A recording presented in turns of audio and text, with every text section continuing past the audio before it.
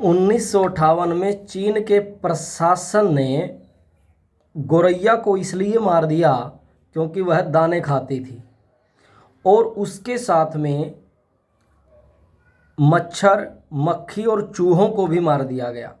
गौरैया को इसलिए कह करके मारा गया क्योंकि वो दाने खाती थी और जिसकी वजह से फसल कम होती थी, उनका ऐसा अनुमान था। 1960 में यानी कि 2 साल बाद ही चीन में अकाल पड़ा, और अकाल पड़ने से लाखों व्यक्तियों की जान चली गई, क्योंकि उन लोगों को ये नहीं पता था कि जो गौरैया दाने खाती है साथ में वह ज़्यादा से ज़्यादा उन कीड़ों को भी खाती है जो फसल की पैदावार को कम करते थे। अर्थात गौरैया मर गई और धान की फसल कम हुई और भी फसलें कम हुई, जिसकी वजह से अकाल पड़ा और लाखों व्यक्तियों की जान चली गई। ऐसा ही पूरे संसार की बात करें और या फिर हम हमारे पूरे भारतवर्ष की बात करें, जहां गौरैया और इनके अलावा भी और पशु पक्षी रहते हैं, जिनको इसलिए मार दिया जाता है क्योंकि वो केवल इस तरीके की चीज़ों का नुकसान करते हैं।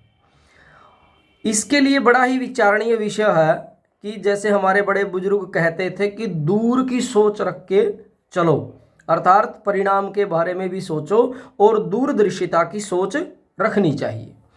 तो मैं आपको मेरा ये बताने का मकसद यह है कि आज वर्तमान में ऐसे पक्षी जो चिड़ियां हैं, गौरैया हैं, वो कम हो रही हैं।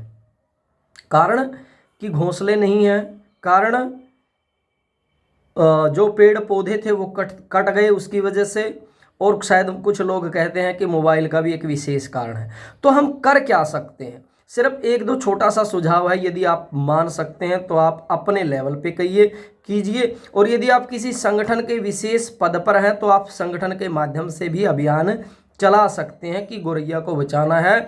और जो अनेक प्रकार के पक्षी हैं उनकी सुरक्षा कैसे की जा सकती है, उनकी रक्षा कैसे की जा सकती है। जैसे अभी जेठ माह का महीना चल रहा है, गर्मी बहुत ज़्यादा है, 3-4 महीने गर्मी का मौसम रहेगा, पानी की कमी रहेगी, तो आप अपने घर की छत पर पानी रख सकते हैं, दाने की व्यवस्था कर सकते हैं, और जहाँ घोंसलों की व्यवस्था कर सकते हैं तो वहाँ पर घोंसलों की व्यवस्था भी की जा सकती है। आजकल वो घोंसले आए हुए हैं, आप खाती से कह करके भी बनवा सकते हैं या मिट्टी के भी बनवा सकते हैं। अर्थात उनके रहने की जगह भी कम हो गई है तो उसको जगह चाहिए, घोंसला चाहिए, वो आप कैसे रख सकते हैं। हमारे गांव में 2-3 पक्षी प्रेमी हैं, तो उन्होंने अपने घरों में 20-20, 10-10 घोंसले बना रखे हैं, और आज उनमें वो पक्षी जो गौरैया है या कबूतर है, इस प्रकार के पक्षी आके बैठते हैं। और उन्होंने अपने घर में भी छत पर भी पानी की व्यवस्था कर रखी है। सुबह जब उनकी चहचहाट होती है, पानी पीते हैं, दाना चुगते हैं, तो बड़ा आनंद आता है, बड़े सुख की अनुभूति होती है।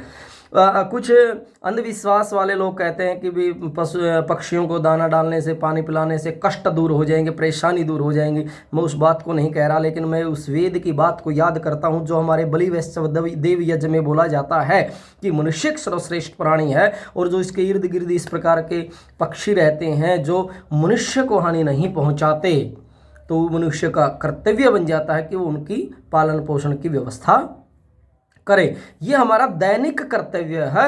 आप किसी स्वार्थ या आप किसी अंधविश्वास के जाल में फंसकर इन काम को न करें। ये हमारा कर्तव्य है जो आपको करना चाहिए। जैसे गाय को रोटी देना है, कुत्ते को रोटी डालना है, पक्षी को दाना या पानी डालना है, इस तरीके की व्यवस्था। वीडियो लंबी हो जाएगी, मैं ज़्यादा नहीं खींचूंगा, लेकिन विचार कीजिए।